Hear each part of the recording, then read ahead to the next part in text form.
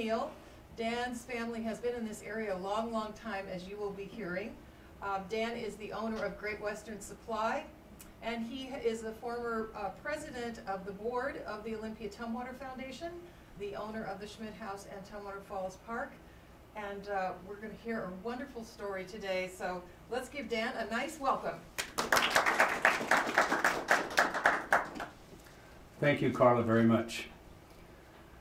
The Wiki family, a century of brewery connections in Tumwater. As Carla mentioned, my name is Dan ONeill, and I'm the great-grandson of Joseph and Magdalena Wiki. And this presentation today is a story about the Wiki family, Joseph and Magdalena, and the Leopold Schmidt family, working together for over 85 years. It's truly an honor to be here for me personally.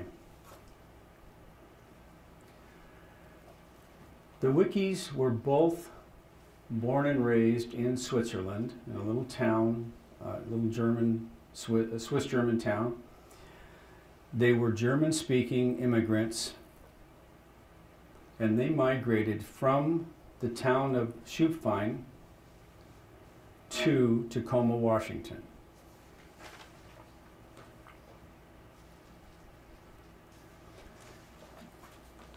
They both came to Tacoma area from Switzerland in approximately 1893. Grandpa Wiki worked on a dairy in France for a couple of years and decided to come to the opportunities of the United States. Grandma Wiki came to the similar or the same area, and they both worked for the Flett Dairy in Tacoma, and that's where they met. Grandpa Wiki was a milker and a herdsman. Grandma Wiki was a person who cooked and worked in the house and fed the people that worked on the dairy. They met in 1893, and they were married in 1896. And they were very active in the Swiss community in Tacoma.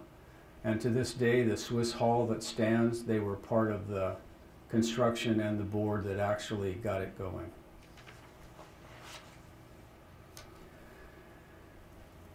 At approximately the same time, Leopold Schmidt had arrived in the Tumwater area, and he was building a brewery in Tumwater.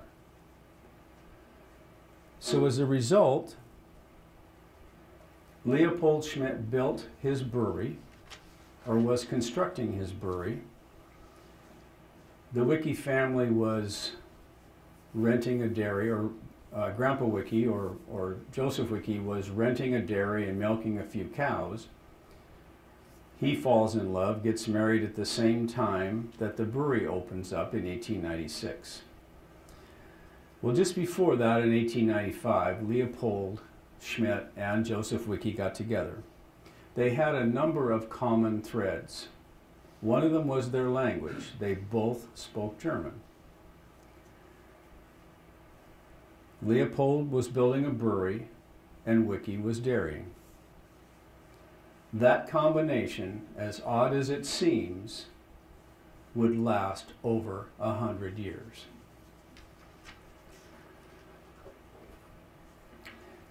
The talks between the two of them began a number of things. Began 4 generations of recycling with the Wiki family and the Schmidt families. Wiki worked to manage the byproducts of the brewery, which, as some of you may know, are the grain, the spent brewer's grain, which flavors the beer and doesn't have another use for the people making the beer. Similar to coffee grounds, if you ever brew coffee at home, the coffee grounds go in your garden or you put them in the garbage. This would be the same thing on a much larger scale.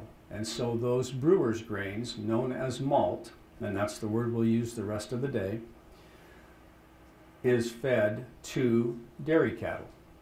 It's a very good source of nutrients for a dairy cow. Another byproduct of the brewing industry that Wiki was aware of and that Leopold Schmidt needed removed from the brewery was the hop leaves. Once they're used to flavor the beer, they don't have another use. Those hop leaves can be used as soil amendment for gardens or lawns or things like that. So all in all, the Wikis would complement the Schmidt's brewing of beer, commencing in 1896 at the Capitol Brewery on the Tide Flats, by removing their grain or their malt, removing their hops, and allowing them to continue this cycle of brewing beer. The Wikis then would take that and recycle those products for use in dairy farms and the community for landscaping.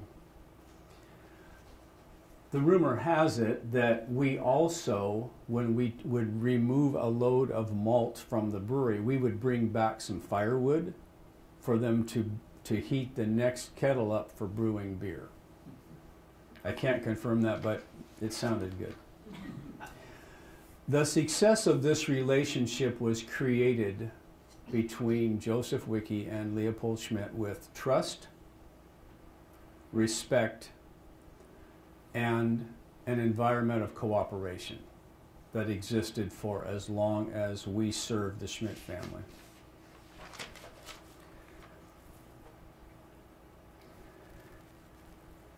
Peterbilts weren't available in 1896, so we went to the next best thing. This is a picture of a team of horses pulling a wagon with finished product from the brewery. A similar wagon and horses were used to remove the grain from the brewery to the family dairy to feed the cows. It was also used to remove the little buckets or little probably barrels of hops that were not being used any longer, that had been used in the manufacturing or the flavoring of beer.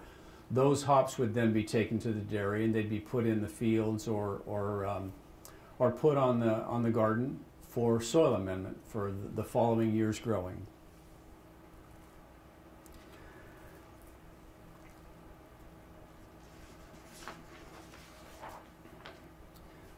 The players at this time in 1896 were Leopold Schmidt and his family, and Joseph Wiki, who was just married and was able to take the first brew out of the new brewery in 1896, and his new bride, Magdalena Wiki. We're going to call them Grandpa Wiki and Grandma Wiki because that's all I ever knew them as. In 1904, the brewery's been working about 8 years now. 1904, the Wikis have 3 children, and they're pictured in this photo with Grandma Wiki with the lady with the hat next to the fence, and those are her 3 daughters. Grandpa Wiki is sitting on the fence right near the windmill and the backside of the picture.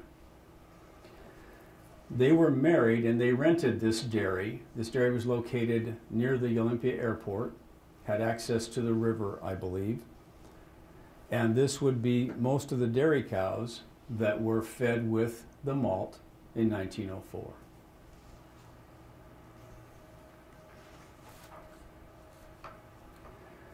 The 3 oldest daughters, Jenny, Lena, and Marie, are pictured here. Jenny's on the left, Lena's in the middle, and Marie is on the right. Marie is my grandmother. She was the oldest daughter of the Wikis. She was born in 1897. She ultimately will marry Bill ONeill. And now you're starting to see the genealogy take place where the Wiki's daughter is taking on another name. And we're going to call her Grandma ONeill. I think most of the community called Grandpa Wiki and Grandma Wiki by their names, and they also called Grandma ONeill and Grandpa ONeill by their names. There was a lot of a lot of small community stuff that happened at that time. So this is a picture of, I actually borrowed it from Paul Knight, a picture of the brewery, and the arrow that you see denotes where the family removed the malt each and every time a brew was made. For example, in 1904, 8 years after the brewery had commenced their production, 49,000 barrels of beer were produced. That relates to approximately 1,400 to 1,500 tons of malt that would be available in a year's time to feed dairy cows. It also relates to a certain amount of hops or hop leaves that would be used for supplementing soil or soil amendment. 1904 to 1906, growth of the production at the Schmidt family facility was growing. A few more dairies were being utilized for malt, so that more cows got fed the malt in the community, and planning for the future began. The Schmidts began planning for the expansion of the brewery. The Wickies found a parcel of property located on the Yelm Highway just outside of Tumwater. So it just so happened that both families were realizing the growth of the brewing industry made more byproduct of malt and hops available, so the Wickies needed a place to expand their cow herd and raise some crops. So the Schmidts built a new brewery starting in 1906, and the Wickies moved on to the land that is now the farm located on the Yelm Highway just outside of Tumwater.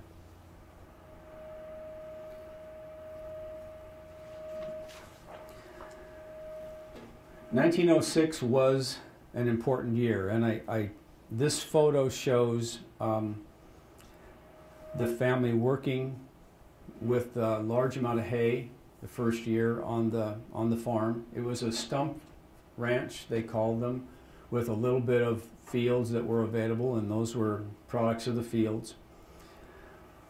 The Schmidts constructed a new brewery that, as we all know, still stands to this day.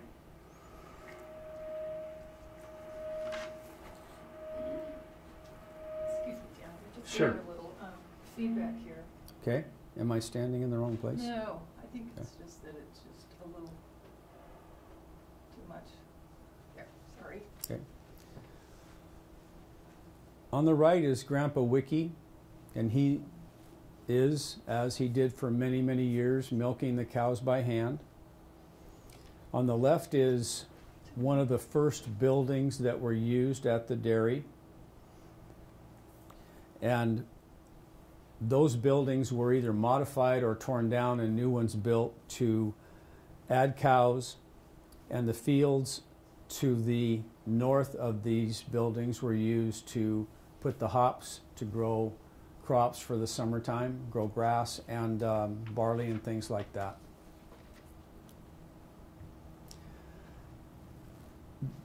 The new farm in 1906 was called the Pioneer Dairy. This is a picture of the trailer or the little wagon that took the milk to market, and the team of horses that delivered the milk to market. This is Magdalena, or Grandma Wickie's brother, Fritz Wigger, and he is working on the farm at that time. He came over from Switzerland to help out, and he's delivering milk to the Robert Esterly home, which was located down on the Tumwater Historical Park property at that time. I was told, and I don't doubt it at all, that this was also the way that the girls were taken to school. So they rode with the wagon to deliver milk, and then they went to school during the day, and then they were picked up at the end of the day and brought back to the dairy. At the same time, the new brew house was built, and we were removing, where the red arrow is, that's where the malt was available for us to load into the wagons. The easy part was loading the malt, I believe, because the most difficult part was taking that narrow road up the hill and around this very building that we're in today. The 3-meter or the Schmidt house is the building that's located on the right of the picture at the top. So everybody went up that little road and came down that little road for a long period of time. There was a bridge there, however, I'm told that the wagons were taken up the hill with horses on that one road and then went to the dairy. This is the actual door that was used, and in there was an elevator that moved the malt to the little wagon that took the malt away from the brewery. And around the corner to the right side was where the hops were loaded. And again, they were the hop leaves that were wet, and they had been used to flavor the beer. They no longer had a use for the Schmidt family, so they were removed from the brewery and used on the farm.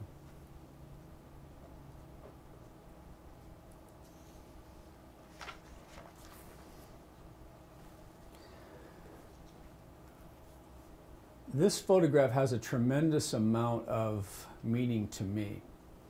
I recall Grandpa Wiki loading the grain from the box that's in the forefront of the picture into the feed cart that you see here, and then taking that feed cart into and feeding each individual cow every day. I was fortunate enough to be at the dairy or spend time at the dairy a lot, and I recall that's what he did. He cared for his animals, and that picture epitomizes what he did. It shows us that there was a use for the malt after it flavored beer, and that it was recycled, and he's actually moving it from the bin into the bunker where the animals were fed. They were fed usually while they were milked. However, they did eat in the barn for a longer period of time. To me, this was recycling at its finest point, because we as a family were taking the grain that had no more use, feeding animals and producing milk with it. And Grandpa Wiki was always interested in what would be the best for cows, whether it was in Switzerland where he was born, in France where he worked, or in America.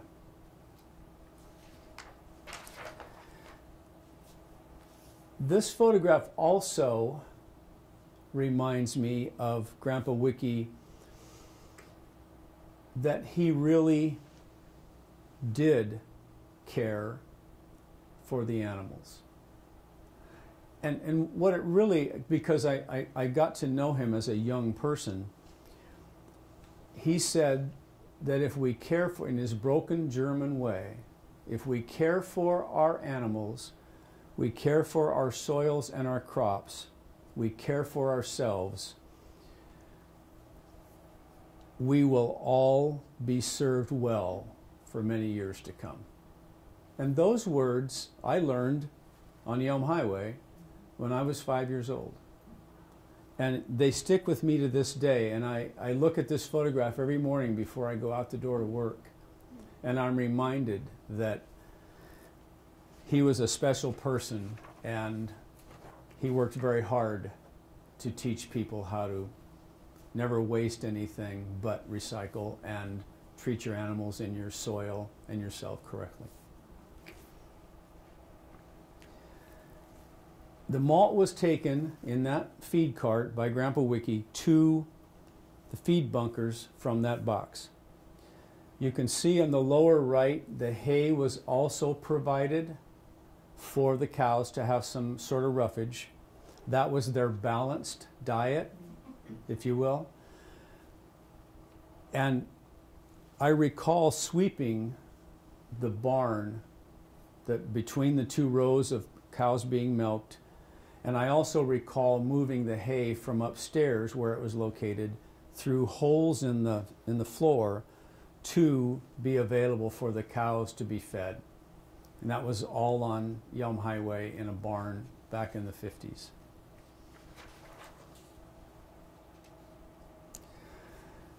Jumping back to 1906 to 1915, brewing increased, the recycling of the malt and the hops continued, and several dairies in the area benefited from the work that the Schmidts were doing and that the Wiki family was doing to produce beer and recycle the hops and the malt.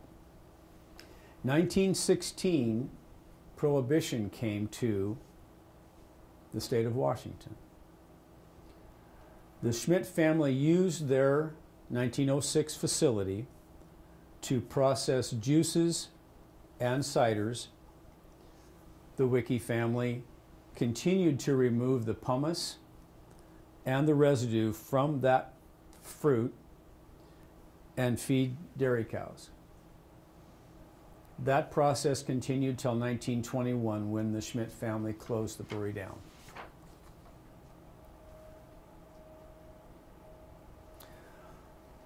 During the time after Prohibition, Wikis handled the byproduct of the cider and the juice. And during that time, the family also grew to 6 girls, and in 1919, the Wikis had a son. His name was Joseph William Wiki, or as the neighbors would know him as Joby. And this is a picture of that family gathering.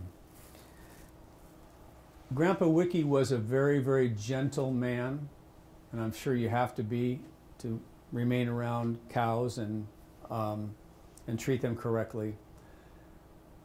The stories I've heard, because I did know Joby for 8 years, he was that very same gentle man.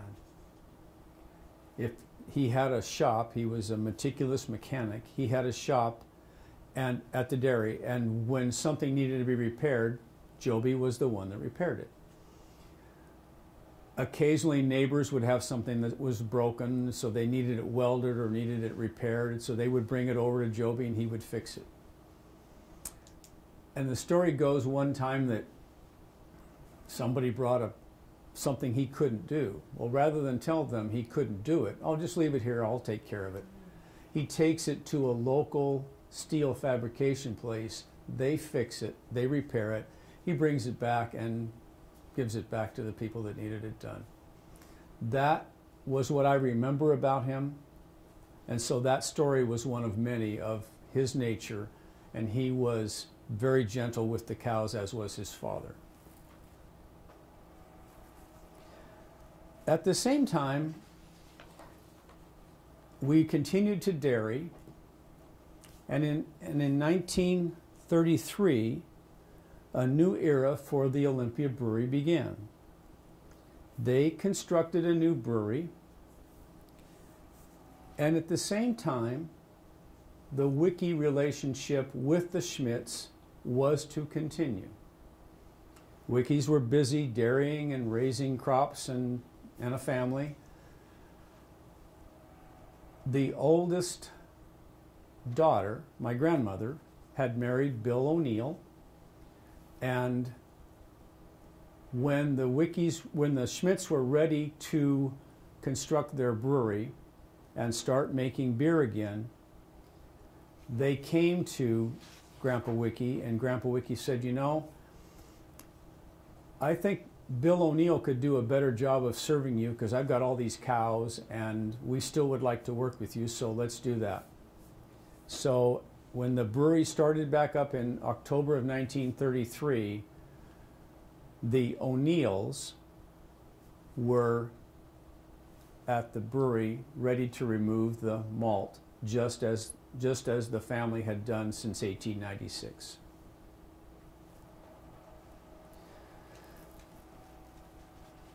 The new brewery is built in Tumwater. The Wiki family is back to feeding malt, recycling hops. Bill ONeill, Grandpa Wiki's son-in-law, continues to operate the removal and reuse of the byproducts. Now, times were a little different because we had some automation. We had dump trucks back then. And so the little orange arrow points to where we would load the grain from the process of making the beer. Some of you may remember there was a copper kettle in the visitors area of the brewery. That was just above the place where the trucks were loaded. So when the brew was done and the liquid was strained off to be fermented and made beer, the malt was still available, and a door would open and the truck would be loaded in a matter of probably minutes or seconds at times, depending on the moisture. And then that load was removed and another load of another brew could be processed. We could start the process. We haven't got to Peterbilts yet, but we did have the days of the small dump trucks were used, and the continuation of malt starting in 1933 to be used for dairy feed, recycled for dairy cows, and the hop leaves were still available for soil amendment.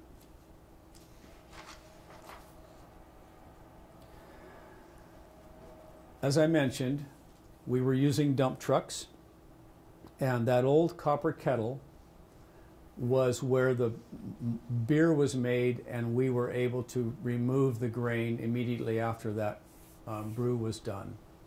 The malt was hot to the touch, and we would deliver it either to the Wiki farm or deliver it to the number of other customers that were in close proximity to the Olympia Brewery.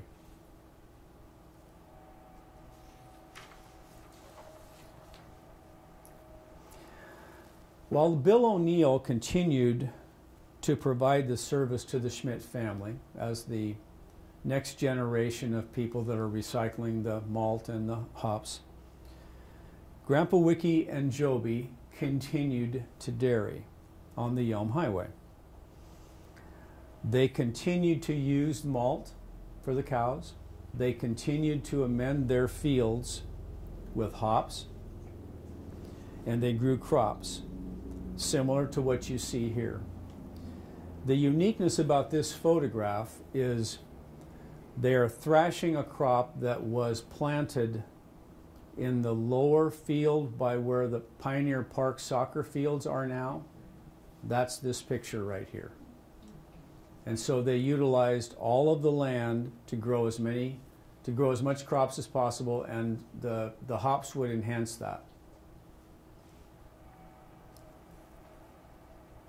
And in typical Swiss fashion, that tractor was bought brand new in 1938. And I still have it in my garage, and it still runs. So this photo also, as we can take for a minute, reminds me of my childhood at the dairy. I was privileged to spend a tremendous amount of time with Grandpa Wiki and Grandma Wiki, and then also with my grandmother. And I got to work in the fields. I got to taste the fresh cream that came off of the separator, or off of the pasteurizer. The cold milk. I remember the Christmas holidays that were at the house with a long table for relative after relative after relative. I remember swimming in the Deschutes on a warm August afternoon, bringing in the cows for their milking. One of the things I recall most vividly is the sugar donuts at 4 o'clock before milking started at 4:30 every day. And next to the long table was one of the phones that you spoke into, and if you got on the phone and somebody was on it, you couldn't use it, and you had to hang it back up. I remember the wood cook stove that my Grandma Wiki used, and of course I was in charge of carrying the pieces of wood into the kitchen from the woodshed. Those were all great memories, and this photo right here and the following one bring me right back, bring me right back to that moment in time. This is a family photo in 1933 to 1934. In the center is Grandpa Wiki and Grandma Wiki. To the left of Grandpa Wiki is Joby, his son, and the gentleman to the far right in the vest and tie is Grandpa ONeill, Bill ONeill. So you have literally 2 generations of family members that served the Schmidts since 1896. To show you the location, the brewery as it existed then and exists to this day is located at where the orange arrow is. And if you look to the far right, the Wiki farm is located about a mile away where the green arrow is. As you can see, Mount Rainier in the distance. And it was a benefit to the Schmidt family to have the dairy so close, so that if there was a brew that needed to be removed immediately, we were within moments of coming down and serving the brewery's needs. It was a real benefit to have both families in close proximity. After World War II, we continued as a family to serve the brewery, and the Schmidts continued to make beer. The Wiki family continued to remove, recycle, and reuse the malt and the hops. And this picture is now the 3rd generation of family member that served the Schmidts. In the center is Grandpa Wiki. At that time, he's about 87 years old. To the right is Grandpa ONeill, who would be my grandfather. And then the gentleman on the left is my dad, Chuck ONeill.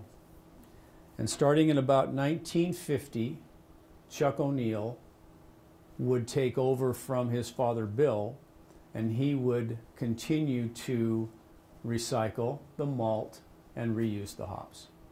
So things were very consistent all the way through for our family and for the Schmidts.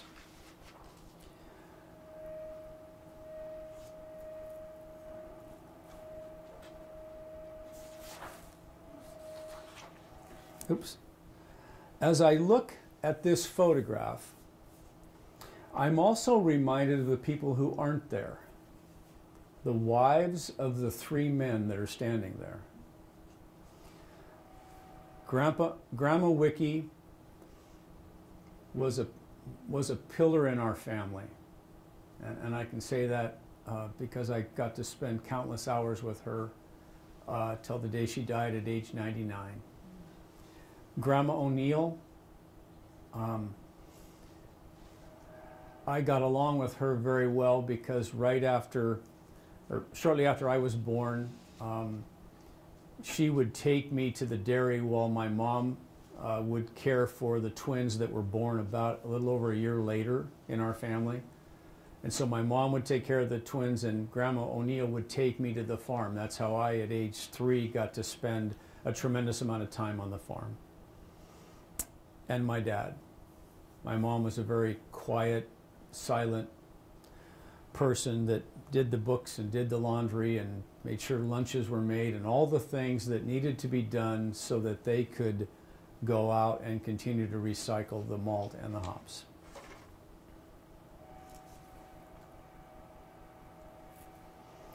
This is a picture of 1955. This was the fleet of equipment at that time that was used to serve the Schmidt family and the Olympia Brewery. Some of those trucks were used to haul the malt. Some of the trucks were used to haul or transport the hops. This was just about the time I-5 was being constructed. So we all traveled on back roads. Keep in mind, in 1955, there were no cell phones. There were a few manual typewriters. Yet we still were able to serve the Schmidt family and the brewery. That took an extraordinary truck driver. That took an extraordinary amount of coordination and cooperation, because we had to know what the brewery was doing. If they're going to make X amount of brews today or tomorrow, we need to know about that so that we could prepare to manage and handle all of the products, all the byproducts that were coming to us as a result of the production of the brewery.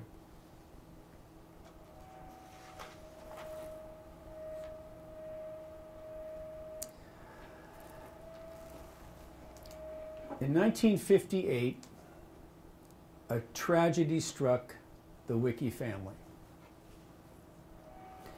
Grandpa Wiki and his son Joby were both crushed to death one Sunday morning. It was a very sad day in the family, as you could imagine.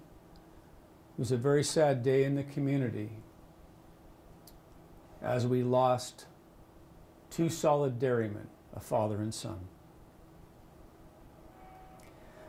My dad took charge to continue to manage the malt from the brewery and to keep the cows milked for a time at the dairy.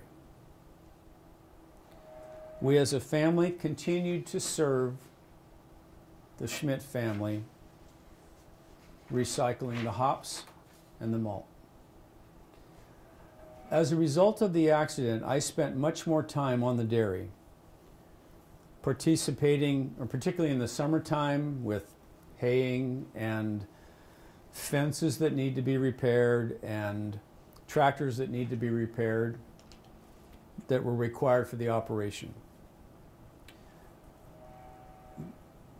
Grandma Wiki went to town to live with my grandmother, Grandma ONeill, and so I would be taken out by my dad or by Grandma ONeill to work on the farm every day and then come back. So I got to see Grandma Wiki quite a bit, as well as Grandma ONeill. As production continued to increase, and that seems to be a theme here, as you all can hear, at the brewery, we had to manage the malt byproducts. Grandpa ONeill would work with the local dairymen to develop a way to ensile the malt. Now keep in mind that a lot of the byproduct that was, or a lot of the malt that was being produced as a byproduct would be produced in the spring and summer when grass was very plentiful for the cows. So we developed a plan to take the malt during high production times and store it. We called it making silage, or ensiling it, so that that malt would be available to feed the cows in the wintertime when there wasn't as much beer being made and malt being available. My father expanded that practice with elevators and silos for the purpose of continuing to make sure that we could have a consistent, valuable feed for the dairymen. I continued that practice, and we did a tremendous amount of research in the 1990s with Washington State University to expand possible additives to ensure that the silage would be good, the malt would be good as an ensiled product. Operationally, the malt was brought in that truck and elevated into that silo on the right. That was one of the first silos that we filled. Were they all successful? No, I can remember a few times when the bottoms were not holding very well and we had to change some of our methods. But that's a picture of how we started ensiling the malt for use and feed in the wintertime.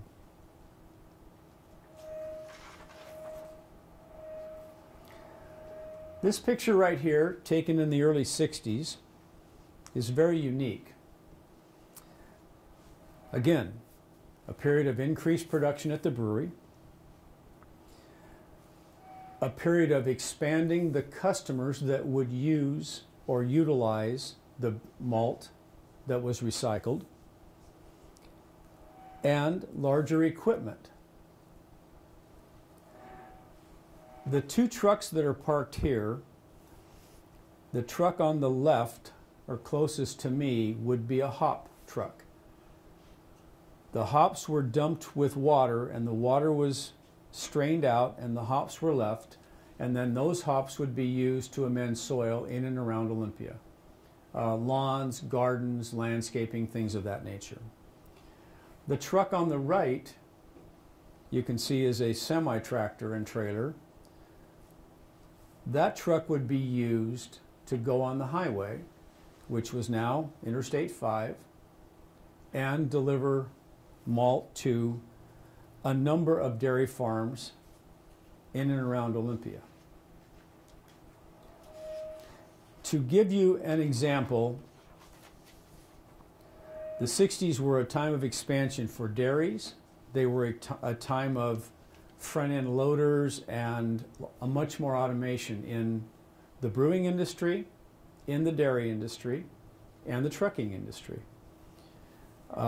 Equipment, larger trucks were available. The key thing that never changed about this photograph is that the Schmidts and the Wickies were still working together. And it, again, was a relationship of trust and cooperation. And recycling did continue. What you also see in this photograph is the river is just to the right of the truck, and the Tumwater Falls Park, owned by the Olympia Tumwater Foundation, is on the other side. And that construction right there is the fish holding ponds that are used for the State of Washington Department of Fisheries to process the eggs and after the fish return in the fall and come up the fish ladders. So there's an awful lot in this picture, not just a couple of trucks with some grain in them. To give you an idea, in 1968, 4.2 million barrels of beer were produced by the Olympia Brewery. Now that's a big number. That's a lot of bottles of beer. That relates to approximately 7,000 truckloads of grain, of malt, that would be loaded and transported from the brewery that year. So that's the ratio. If we're told by Paul Knight and his brewing staff they're going to make 4.5 or 4.2 million barrels of beer, we know we have to have a market for 7,000 truckloads at 21 tons a truck for grain. Not to be interrupted, but rather to be delivered to dairy farms each and every day of the year. Not only was there a tremendous amount of malt to be recycled, there was also an awful lot of hops that needed to be taken out. In this application, it's at the Briggs Farm on Yelm Highway, just beyond the dairy. And this is a field near the blueberries that needed some soil amendment before they wanted to replant rhododendrons back there. So that's what we're doing. We're spreading the hops in the field, and then we or the Briggs family would disc it in and allow for the interest of soil amendment to be taken. This photograph reminds me of the last day that I worked for my dad before I went into the Air Force, because I did exactly this job right here.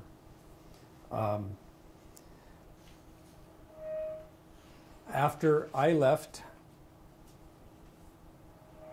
I went to the military, and then I went to work in Oakland on the waterfront. And with that, I gained enough knowledge to come back. So now what you'll see is the next generation of family members serving the Schmidts. I returned back to Tumwater with my wife and a child in 1978, and I began to work with Chuck ONeill, my dad. Shortly after arriving, I learned an awful lot about the coordination that it took to work with the Brewhouse to make sure we served the brewery 24 hours a day, 7 days a week. This schedule is an example of the times we would have loads available from the brewery. Now this would be 1:35 in the morning, 3:10 in the morning, 4:45 in the morning, 2:50 in the morning, 5:40 in the morning, 8:10 in the morning, and so on, all day and all night. When the work is available, and that summer the brewery worked for 91 days straight, I learned the cooperation with the Schmidt family, with the Brewhouse, with the brewmasters was paramount, because they were the ones that needed our service 24 hours a day, 7 days a week. They didn't need excuses. They needed performance. And we provided it to them night and day. For example, the schedule in 1978, if the brewery was working full-time, was approximately 22 truckloads of grain a day. So that's about 1 an hour, every hour of the day and night.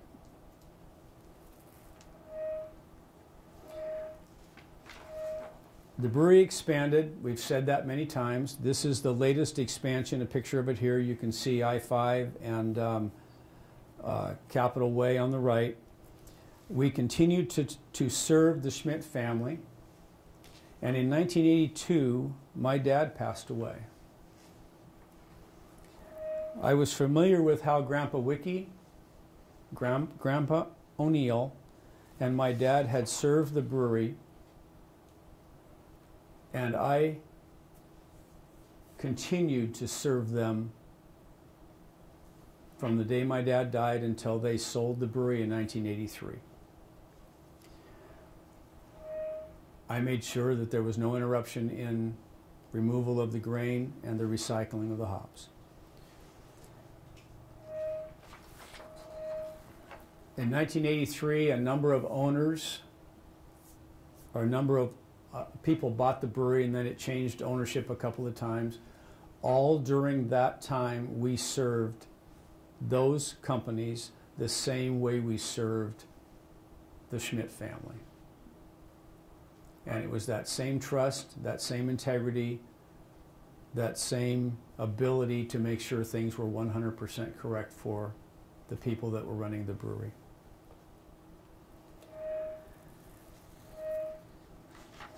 In January 2003, the brewery announced they were going to close. And so with that closure, we had served this facility and the Schmidt family and others for 107 years, minus a few years for Prohibition. We recycled hops, we recycled malt, and we served the people, the Schmidts and others that owned the brewery.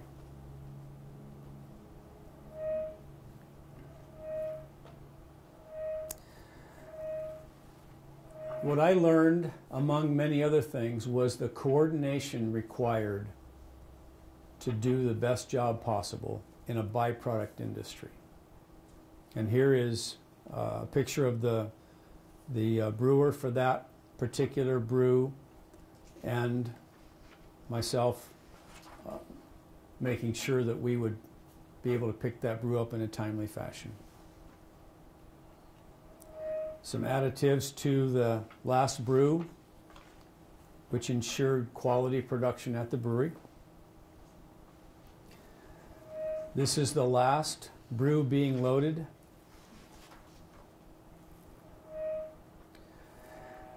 While I was loading that last brew, I was reminded of a number of things.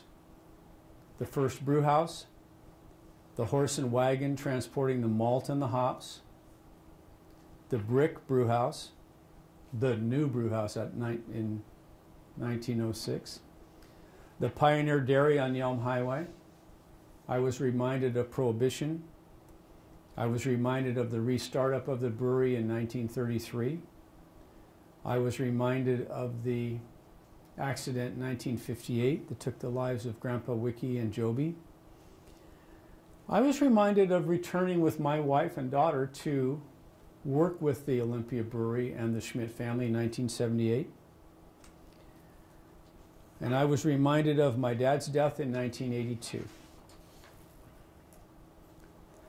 With the last brew, I was also reminded that although hops and malt are not available, recycling does continue.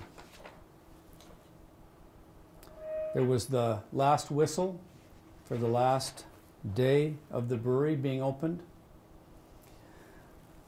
And I'm reminded of the Wikis and the Schmidts and what they taught me about hard work, about giving back to the community, about never, ever, ever giving up, and about working together so that we can make this entire family our community. The success of cooperation began with two Swiss immigrants coming to Tacoma in 1893 and working with the Schmidt family that was beginning their dream of making a brewery or manufacturing a brewery in 1896. This cooperation continued at the brewery from 1896 until 2003. Recycling and working side by side. Thank you very much.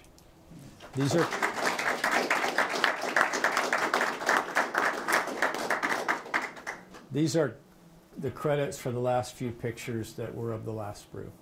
So. Does anyone have any questions? Any of you have questions? I'd like to answer a couple of questions for you. More than happy to. Yes, ma'am. Could you talk a little bit about the dairies, because they disappeared from the area? There are no more dairies in Olympia and around here, and how that transitioned from dairy farming to housing developments and that sort of thing?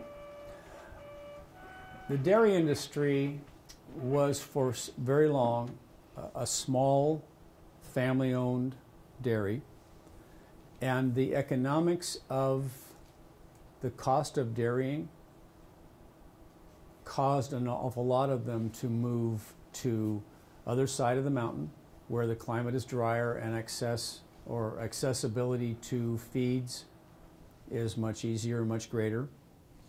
100 years ago, the dairies were located near rivers.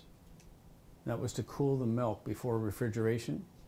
Today, refrigeration is putting the milk in the truck and shipping it to the processing plant. So there isn't the need for continuous refrigeration except for a short period of time for the dairies. The dairy industry is changing, and it has totally to do with economics in terms of feed costs and accessibility to those feeds and to the land that it takes now that isn't available close into town.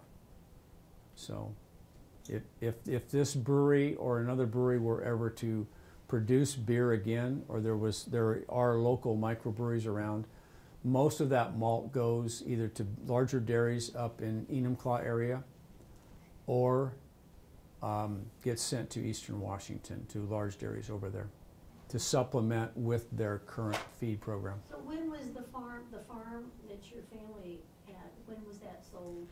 We stopped dairying in 1958. Yes, Carla?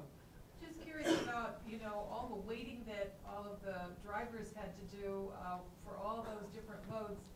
What did they do at the brewery during that time? I mean, did they just sit in their trucks, or did they get to know the brewers, or? The first thing that was done was the truck backed into the facility where the pipe came out, and then the driver would park the truck and go upstairs to the brew house and check with the brewer to see what their schedule was. And then if they could get a load right away, they would load the truck and they would have another delivery.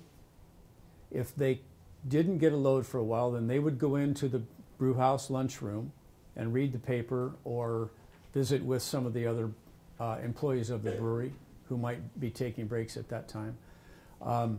There was a tremendous amount of coordination between the employees of Wiki or ONeill with the brew house and scheduling.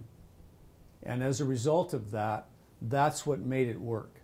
Because if we were on the brewing schedule and we knew what to expect, we could make determinations on where we could go to deliver the grain and come back. Now, this is at a time before cell phones and all the other things that make it possible to communicate much more easily now. Yes? In relation to what's there today, where was the Wiki house and barn? As you go into the farm entrance, go to the right, and then as it overlooks the valley, the house was probably 500 feet from the edge of that. And it was the house, and then there was a large barn and a horse barn and some other buildings. You had your hand up, Don. Well, I was wondering, as a local historian, I'm interested in other dairies too, besides the Pioneer Dairy. Can you name off some from memory of some of the, not competitors, but people that you served, other dairies in the area, like Evergreen with Weeks? Oh, sure. Or Myers and all this? The Evergreen Dairy, located on 110th, and there's another road next to it. Black River Ranch is located down in Little Rock. Beaver Creek Dairy, which is Case Dolman and his family. Don Croppa's Dairy on the Skookumchuck River. Ellwanger's had a dairy in East Olympia, and Ellwanger's had another dairy. The brother had a dairy in East Olympia. Newman's had a dairy on Little Rock Road that was taken over by the DeFries family. Shilter's had a dairy in Nisqually. Herman Scholl's had a dairy right next to him in Nisqually. Thompson's had a dairy that was located by McAllister Park. There was another dairy owned, I think they're on Johnson Road, out on the Elm Highway. The Myers Farm on Delphi Road, is that? We never delivered malt to them. I know where they're located, but we never.